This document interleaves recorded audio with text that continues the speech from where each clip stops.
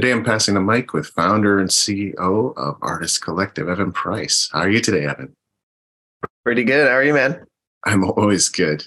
The Good. listeners may be able to hear my voice. I'm slightly tired still, not fully awake, but I have been up for at least 15 minutes.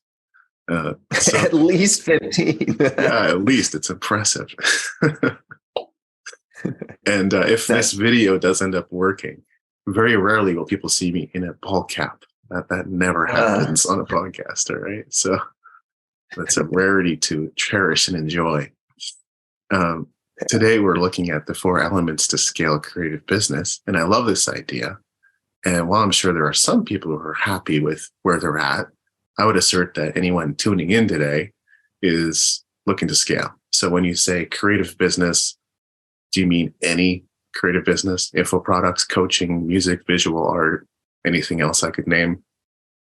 yeah, mainly the first couple that you named, I would say. Okay. But yeah, pretty much all these elements can be applied to any creative business. But yes, info products, service providers, freelancers, coaches, course creators in the creative realm. I think we're just in a time where people are realizing, oh, my expertise matters and I can generate revenue from it. So yeah, really around those, but yeah, visual artists as well. I think can take these four elements and implement it into their business to get more results.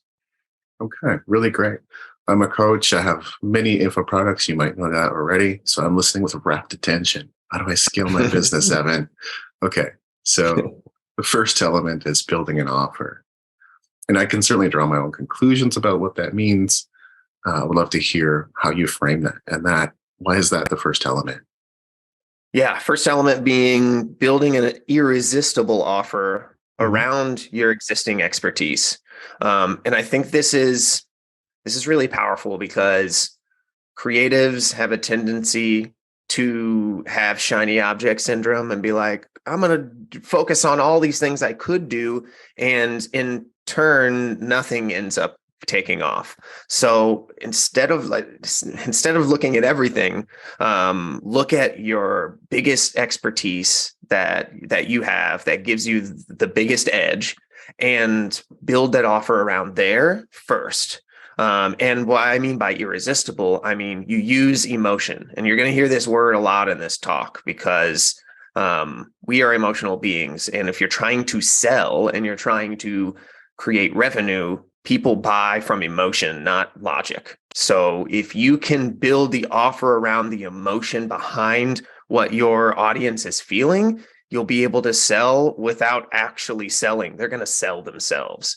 So really finding out exactly what your offer is and why your potential audience wants to solve it. And I mean, like the deep questions, like what's keeping them up at night? Like what's humiliating them because they haven't solved their problem? If you can get them to tell you what that is, like I said, you're not selling, you're just providing a solution. So first, I think is looking at what it is you're already doing. What's that lowest hanging fruit you're already doing, that you can build an offer? Maybe that's coaching. Maybe it's a course. Maybe it's an actual service that you provide. But looking at those elements first, I think are really, really important. One thing by way of comment, I heard my coach say the other day, he focuses on one thing per week. I thought that's such a great idea. And it's a hard thing to do for sure.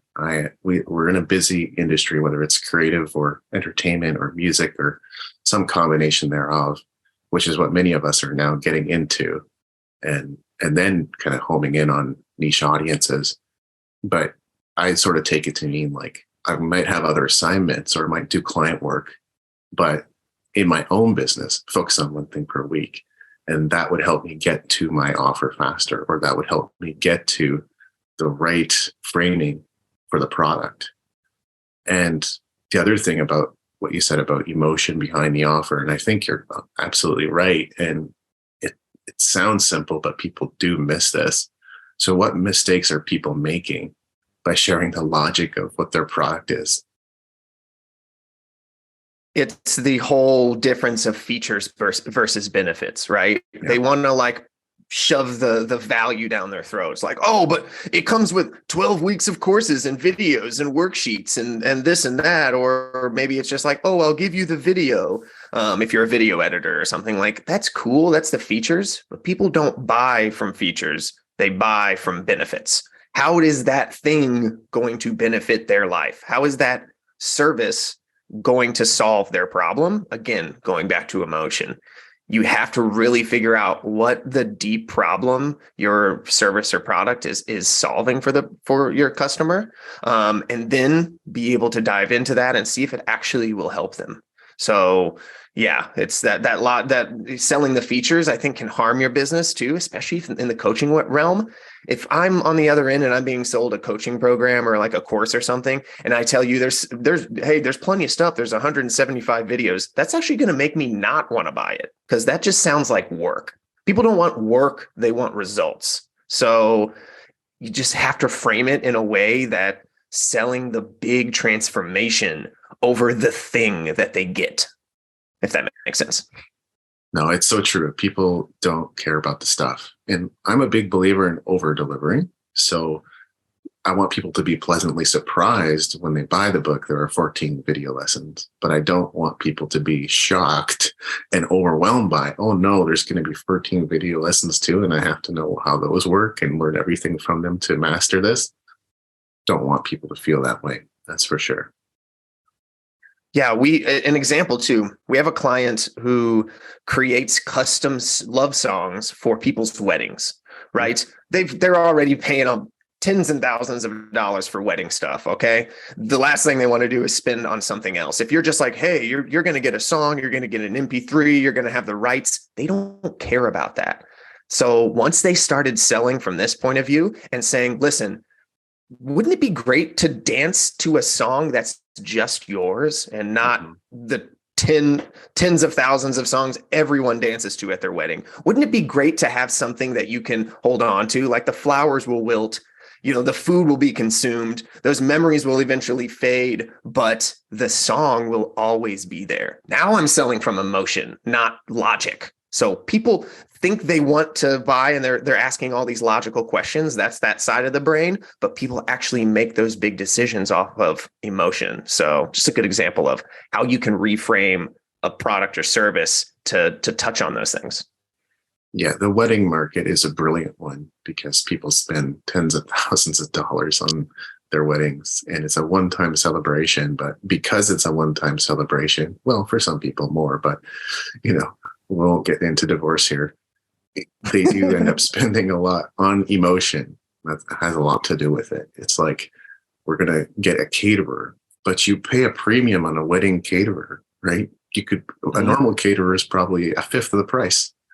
And so a lot is purchased on emotion there. That's brilliant. The second element is to create content that attracts your ideal customer. And I think most people listening to this will be familiar with digital content, video, podcasts, or infographics, blog posts. Is that primarily what we're talking about? And how does content contribute to scaling your business? Yeah. Number 2 element is definitely creating content that attracts your ideal audience. Again, using emotion. You're not just going to make a post and be like, I've got a course and it's 138 videos long and it's going to teach you how to do this. No, you're going to present that transformation. So yeah, content can mean a lot of things. Like you said, it could be blog posts. It could be short form content, which is really king right now as we see it. Long form content. It could be tweets. It could be copy in a Facebook post. All of that is content, and you want to hit on those emotional pieces. So again, if you haven't mastered number 1, which is creating an irresistible offer around using those emotional pieces. So figuring out what are the 20 things your client is feeling because they don't have your product or service. It's going to be hard for you to make that content because you're just going to be like, throwing crap at the wall, hoping something sticks. You want to really figure out what it is they're feeling and what feelings they want to feel, right? They want to avoid the bad stuff and get the good stuff. So figure that out, what that means for your specific product, speaking generally, of course, and then just create that content. And also something to mention is create the content that, the Gary Vee approach is just like, be everywhere and do all the things. Like, I'm here to tell you, you don't have to do that. Yeah. Start with, again, the lowest hanging fruit. What are you the most comfortable creating?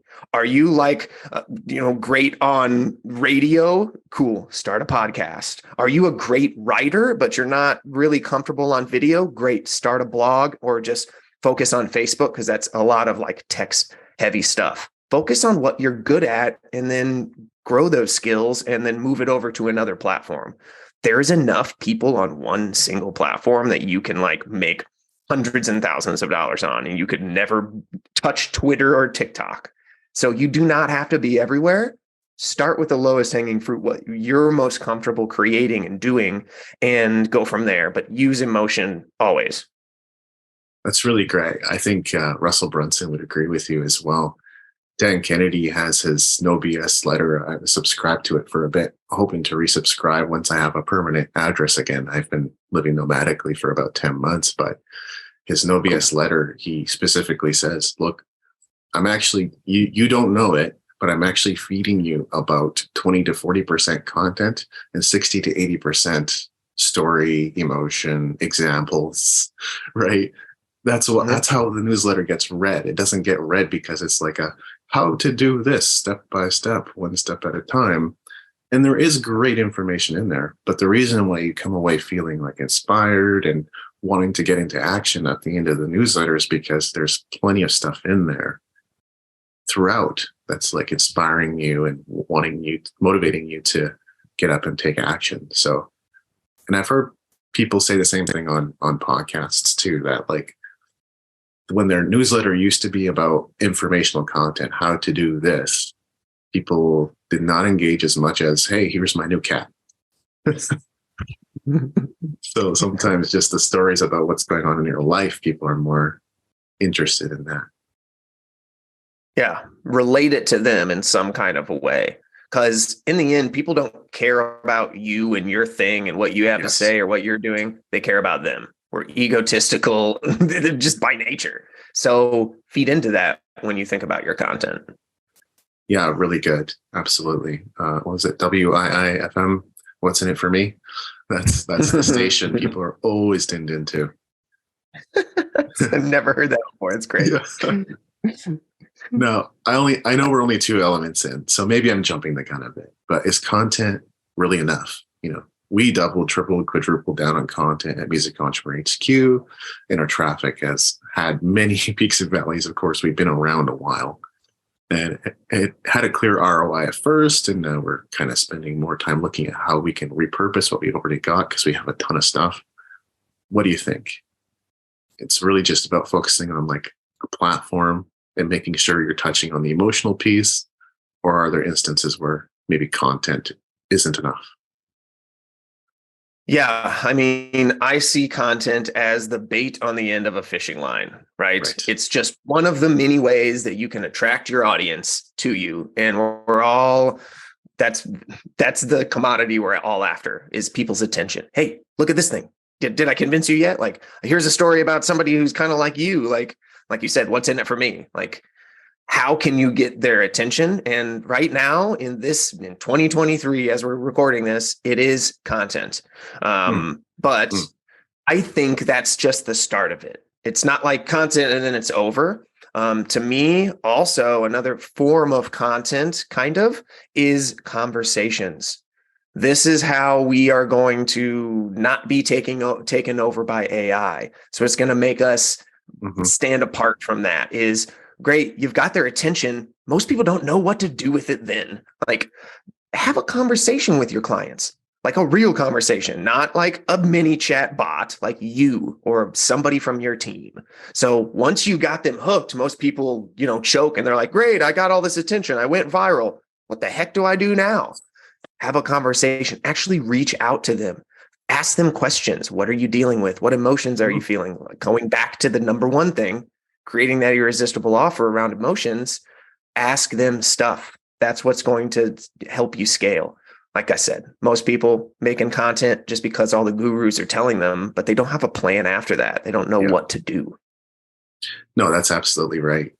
We focused on capturing email addresses, which always felt like the right thing to do because you just never know when these platforms could change or your account could be deleted.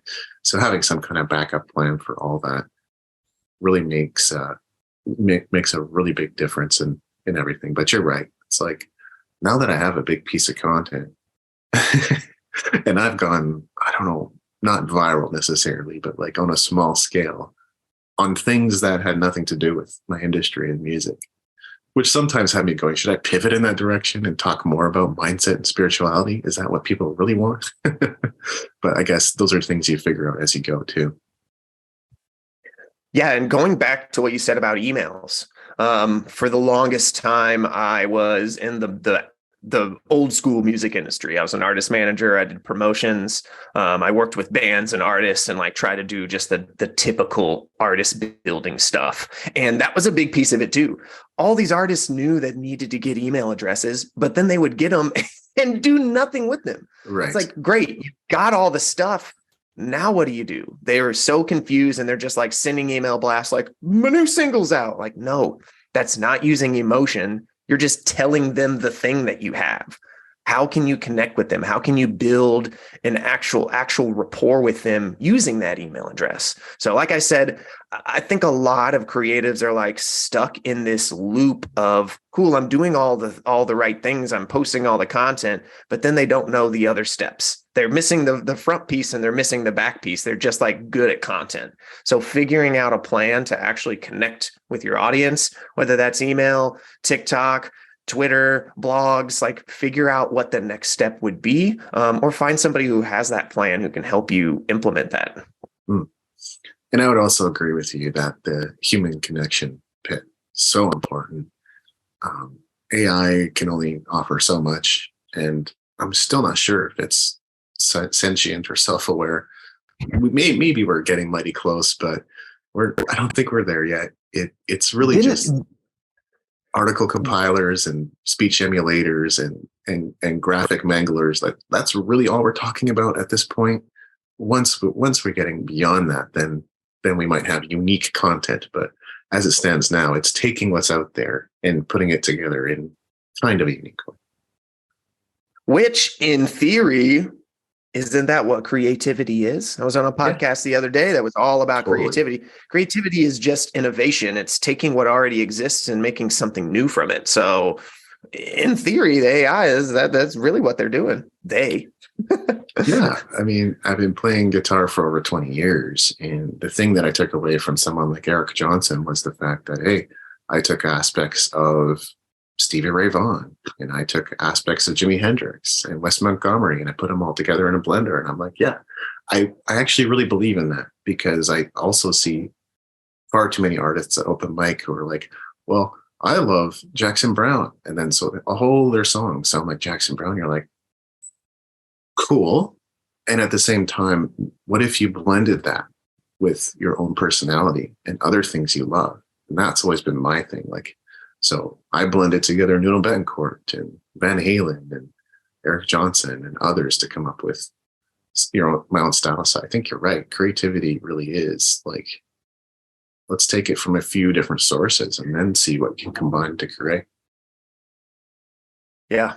Yeah. And then you have the other extreme too. You've got those musicians or artists that are just like, I refuse to say I sound like anyone. It's just like, yeah, I mean, that's cool. Definitely innovate, be super different, but it's okay to take inspiration from other people and still not sound just like them. So you have those two extremes on with those artists, in my experience, at least.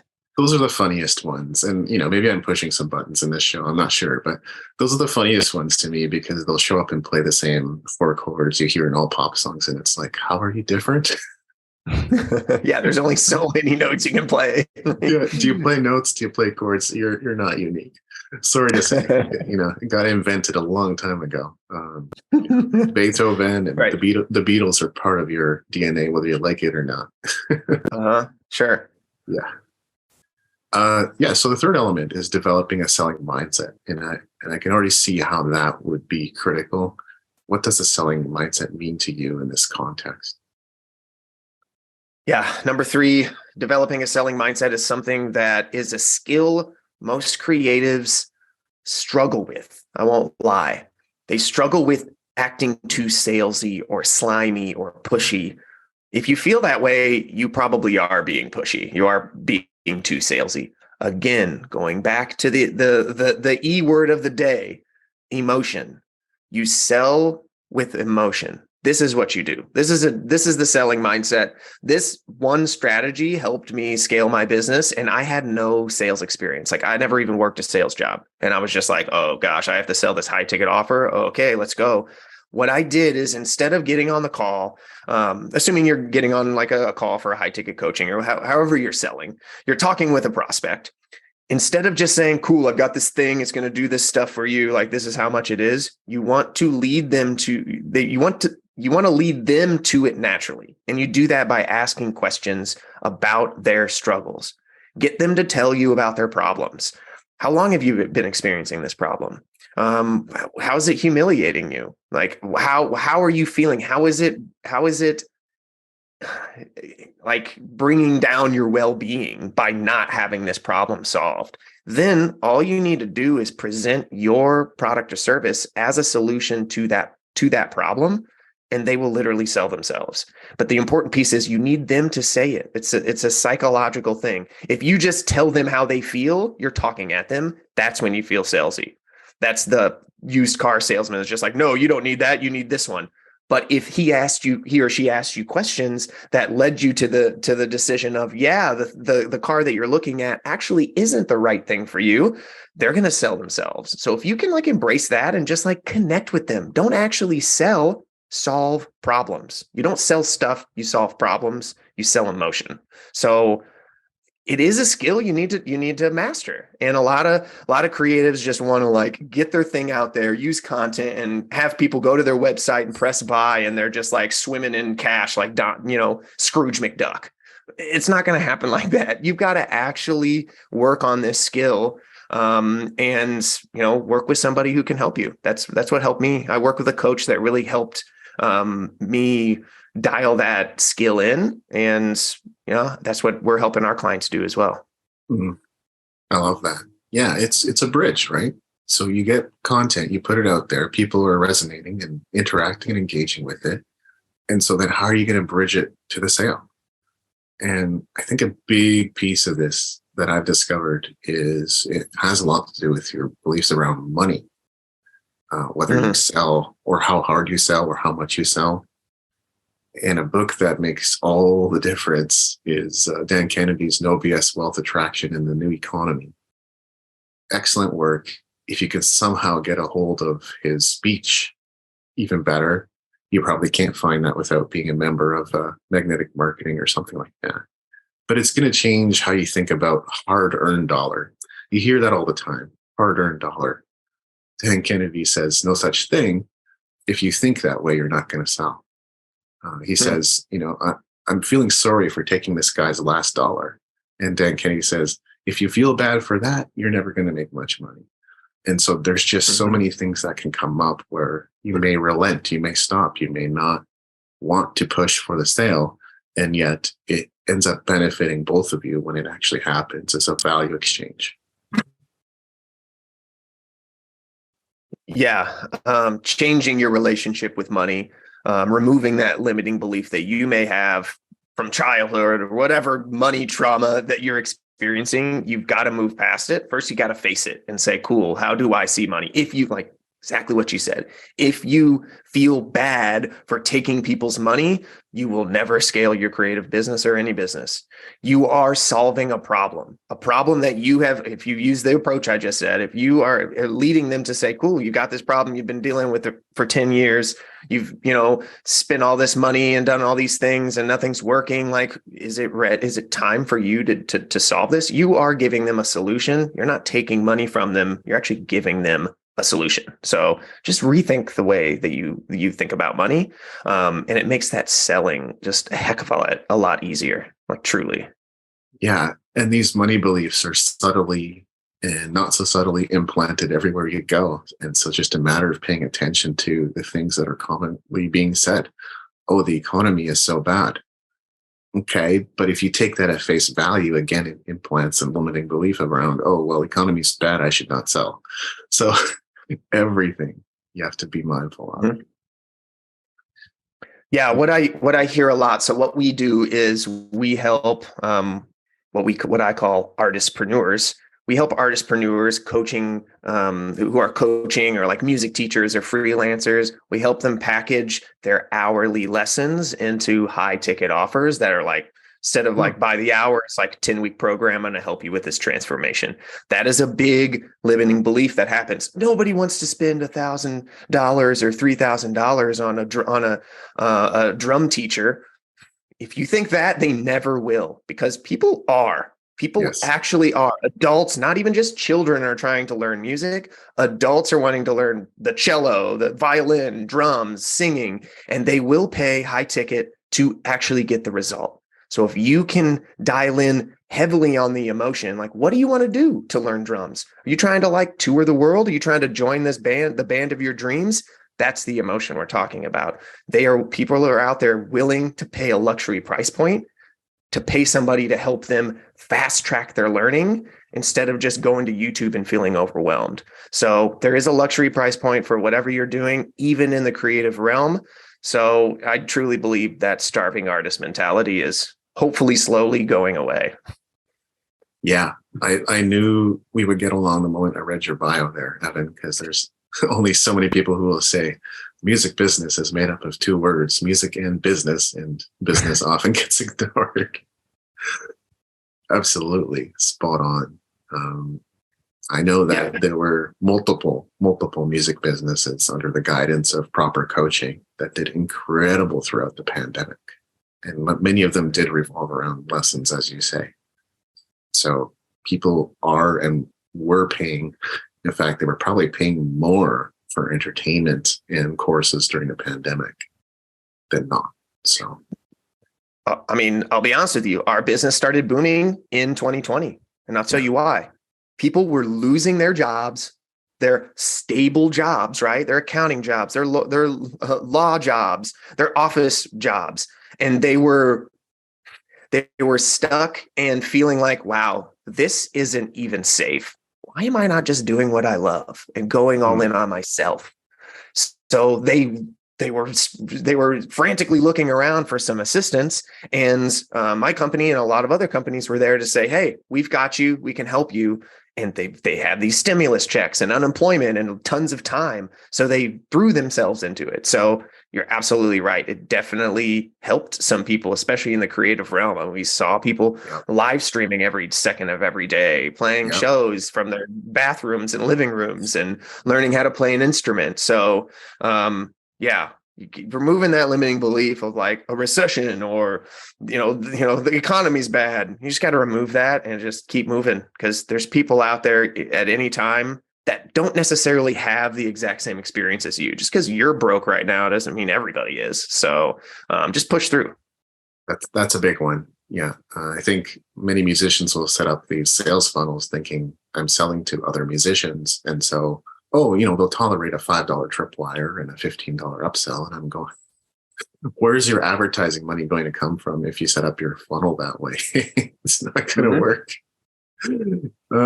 That's an area where definitely coaching is needed. But yeah, if you That if you think that people are going to pay what you're willing to pay, different. Like think about who your audience is. Same with music. Like I had an artist recently share, "Hey, here's my music. What do you think about it?" And I said, "Well, did you write it for me?"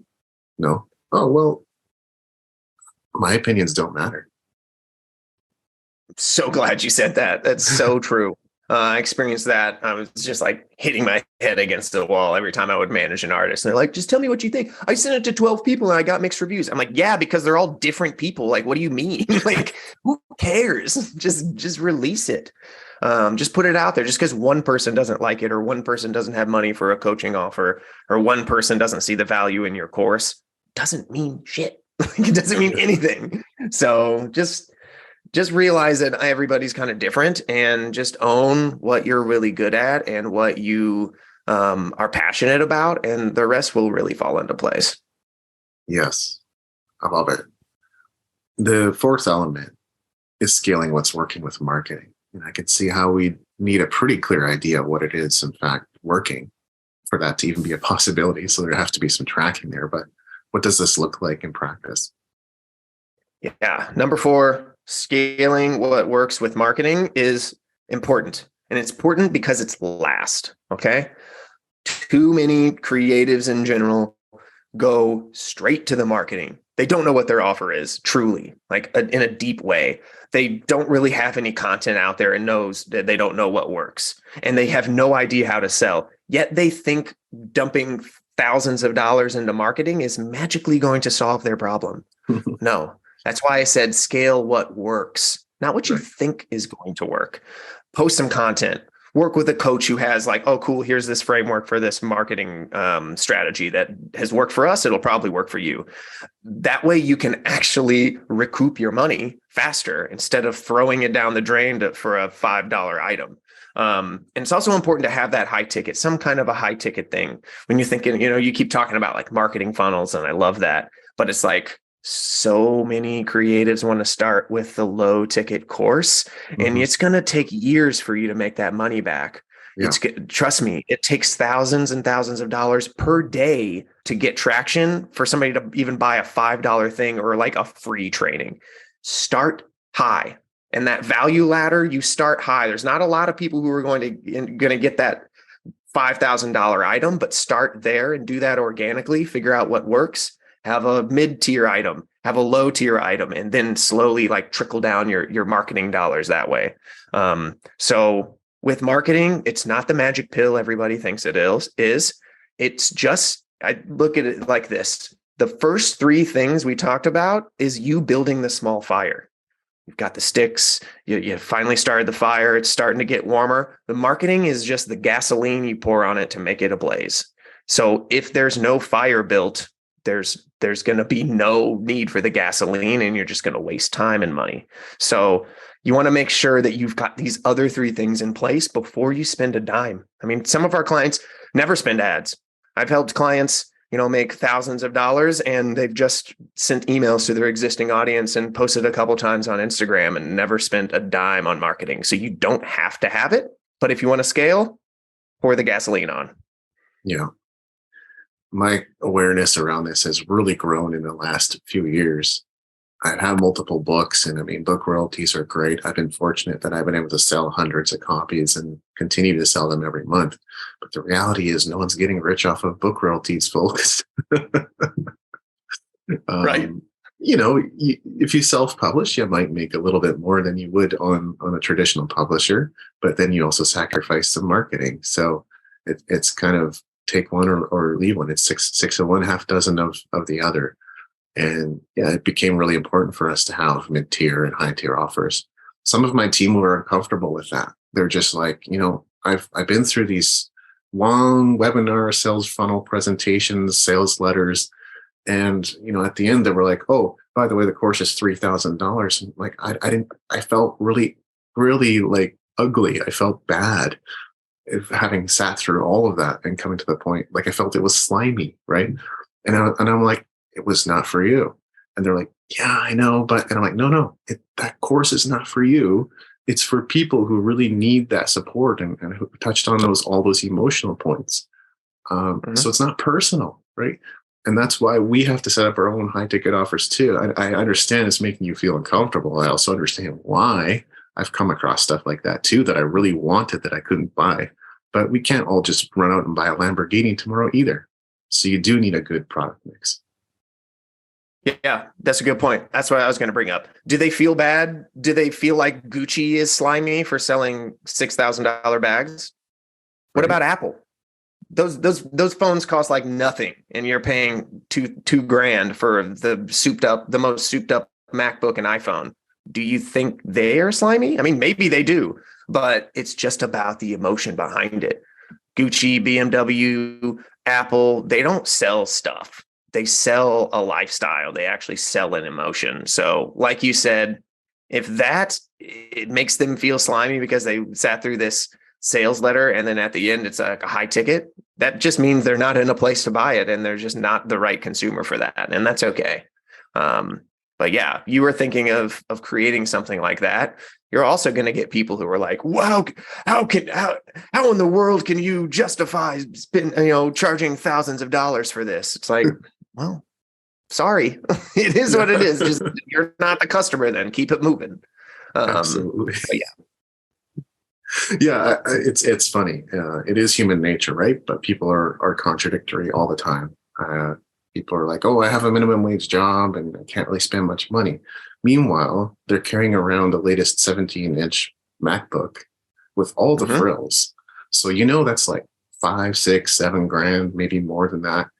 And I'm still sitting here. I'm having an interview right now with Evan, and people don't know this, but like this is a 2015 MacBook. The battery doesn't work anymore. There's no hard drive space, and there's a crack across the LCD screen. And I'm still using the 2015 MacBook because being frugal and knowing where to spend generously really can create movement in what you want to create. I mean, sitting next to that is a 2019 Asus, and this thing's okay too, but also a 13-inch and crack screen. So, yeah, just know where to spend. Big piece. Yeah. I think the big piece is like some people are okay with seeming more successful than actually being successful.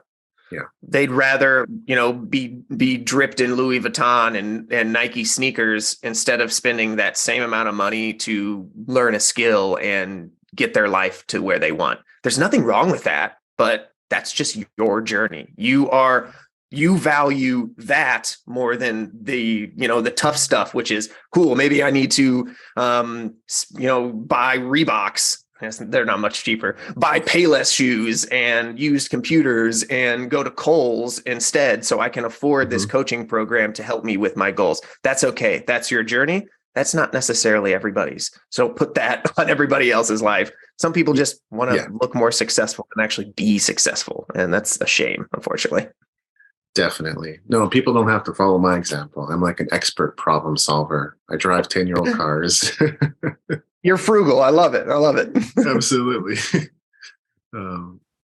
So, I mean, some people have questions around that, right? It's like, oh, you don't have the appearances of being super successful.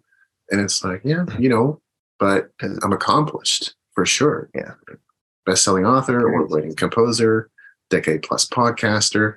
Do I need to go on? I have so much stuff. Yeah. And one more thing on the marketing stuff. Yeah. Same with content and your social platforms and like where you're putting your attention. You don't need to like run all of these different ads. I think people get stuck in like what the greats are doing. Like, oh, I see this person that's 10 steps ahead of me running 400 different types of ads. So that means I have to do that right now. You're on a different level than that person. That doesn't mean you have to like mimic them exactly. What I've seen is just like 1 or 2 really good ad sets to the right audience with the right message is really all you need. You don't need to spend $5,000 plus a month or a day on all of these different ads just to like test a bunch of stuff. You can do that if you want, if you can afford to do that, but really finding the marketing, like I say here, the marketing that works and doubling down on that until it breaks. And then you can move on to something else. So I guess with all 4 of these, the biggest takeaway here is a motto that we've embraced here at Ars Collective, which is do less better. You don't have to do all this stuff. You don't have to focus on all the offers, all the platforms, all the skills, all of the marketing things. Just do less. And you'll actually find more success and you'll actually find a lot less stress too, because you're not as overwhelmed. So this is my final piece on the marketing thing, right? Just find what works. You don't have to be everywhere. Just find what works for you. We might have to have you back on to talk more about marketing for sure, because this is some really, really great stuff. It helps people home in on what they actually need to do. But I can tell you that's exactly what I've been doing lately. It's like probably 2 or 3 weeks ago, I had this idea of expanding and let's launch another website and turn it into a news site. And then let's have that support the other projects that we're doing. And then 2 weeks in, I was like, I can dedicate all my time creating content for that, and then finding more people to create content for that, and then invest more money into having content created for that. Or I could just say, it's a new site. We did it for 2 weeks. It was fun. Good experiment. Let's just leave it right now until there is a team in place to support the project, rather than me being the one to support the whole project. So I'm paring back for sure. What I'm good at, and what I want to focus on is content creation and marketing. Everything else, I think it's time that I either find someone else to do it or automate it, and step back from all the stuff that I either don't want to do or I'm not good at. Oh yeah. Outsourcing has been my best friend recently as we start to scale. And, we'll leave that for part 2 of our combo, which would be number 5. If you really want to scale your creative business, that fifth element is outsource. Start to outsource the stuff that you no longer have energy for as a business owner, as a CEO of your own life, your own business. Start to outsource that. Does that mean AI? Does that mean some dude on Fiverr from, the middle of nowhere? Does that mean actually hire someone on? Could take a lot of different forms, and we can talk about that at a different time, but that's what I would say would be number 5. Start to outsource, start to take things off your plate so you can just double down on what you love to do. Yeah.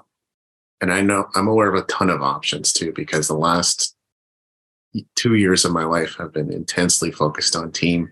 I'm taking a program that's all about leadership and team. So I could definitely contribute lots to that conversation. Yeah.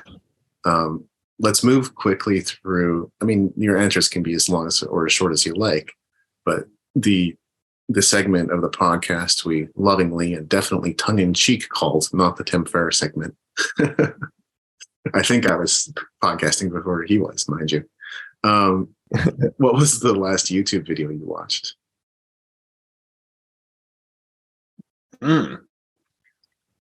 Like a full-on, long-form YouTube video?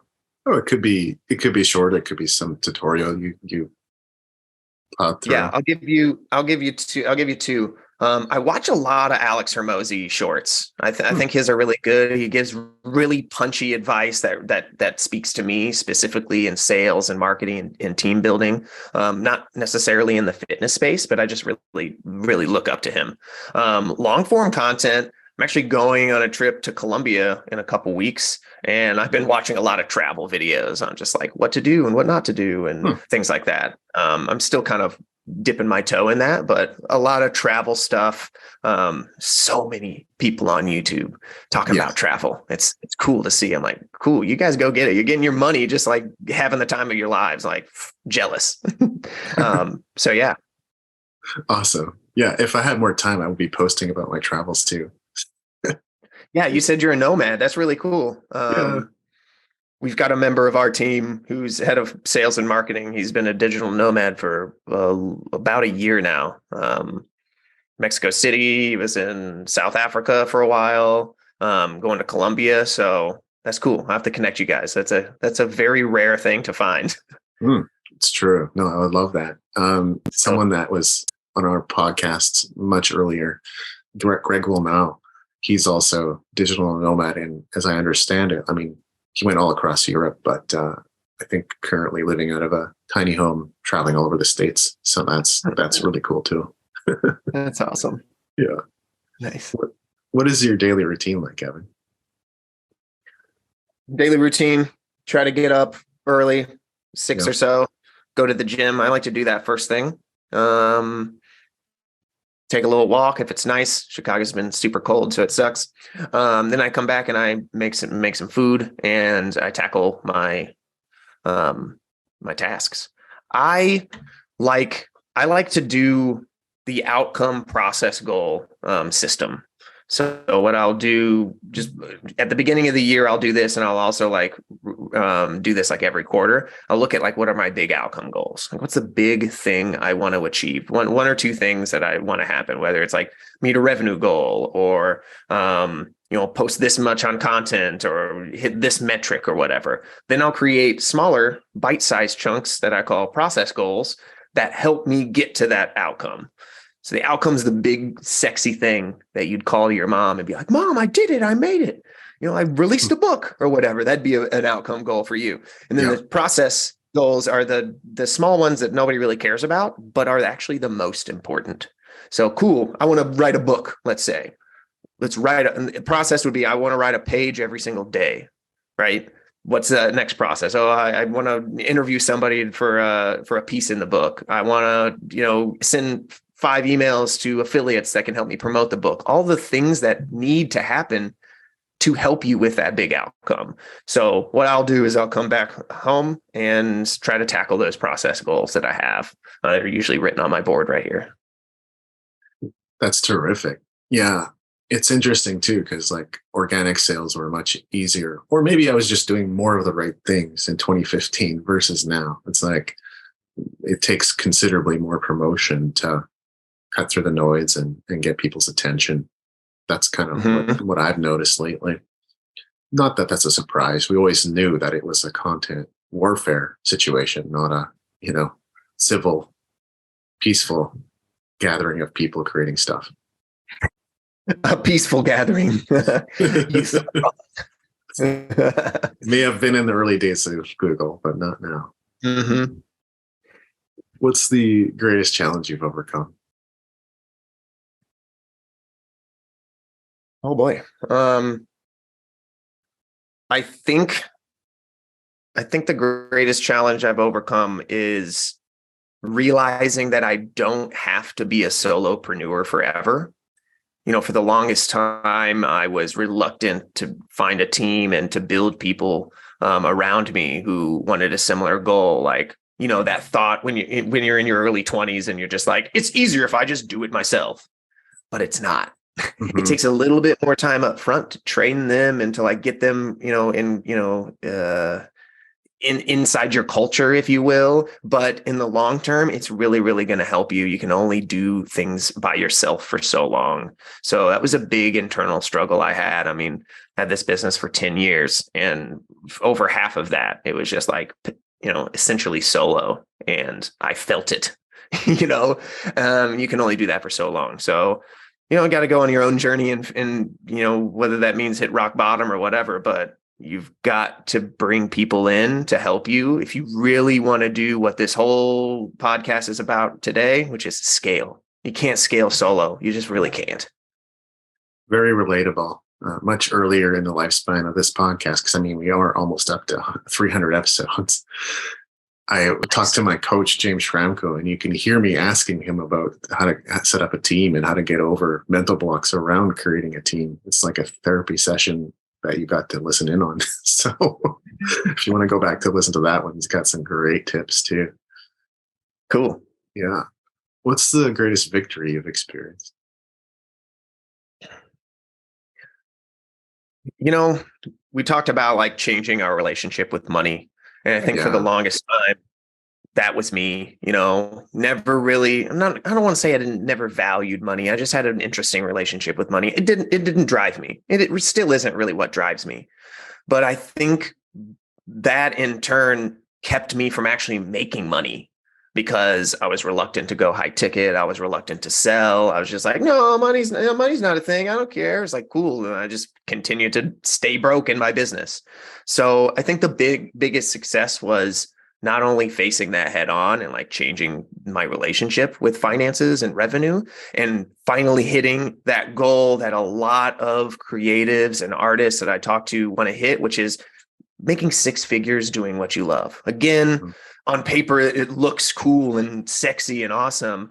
And in reality, it's just like, oh, cool. Like, what's next? But I think it was a big victory for me and my team to finally hit that and be like, okay, we're just creative coaches and we're making this money that we thought we were going to make as engineers or whatever. So I think that was a big win for me as well. I love that. That's awesome.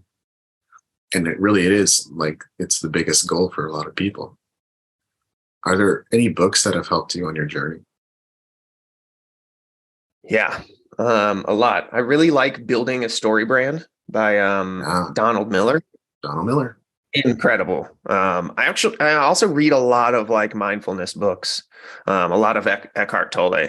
Hmm. Power of Now really changed me. Jay Shetty's new book is really great. Think Like a Monk. So I like to read a lot of that. I'm like a good balance of mindfulness and like business go-getter. You know what I mean? So I think you need that balance. You don't want to just be like sell, sell, sell. You actually want to look inward as well. So it's that balance of internal, external, yin and yang. But yeah, I think those are some of the top three or four. I couldn't quite explain it myself, but yeah, I always felt that the spiritual journey was as important as the business journey, that somehow they were complementary and that you needed one or the other to really get where you want to go. And so I've always tended towards a lot of stuff like that too. The Alchemist, one of the best books of all time, I'm sure.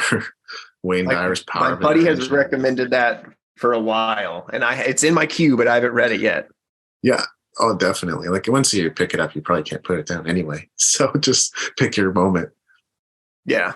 Cool. Yeah. So thanks for your time and generosity, Evan. Is there anything else I should have asked? No, I feel good. I appreciate your time too. This has been great. Great chat. Sweet. Where's your website? Yeah, you can find us at artistcollect.com. You can find me on Instagram mainly. Shoot me a DM. You want to chat. You want to talk about what we do. You just want to talk about what you do because we know what's in it for you, right? You can find me at AC_Evan is my IG tag. Awesome. Well, thanks again. Yeah, no problem, man. Thank you. Hey, thanks for watching. Don't forget to like, comment, and subscribe. By the way, did you know that I've got a brand new premium book? It's called The Productivity, Performance, and Profits Black Book, and it's one of the most ambitious projects I've taken on yet. It even includes my 5th book, Start Your Year the Right Way, in its entirety. Interested in learning more? Head on over to the link in the description. Cheers.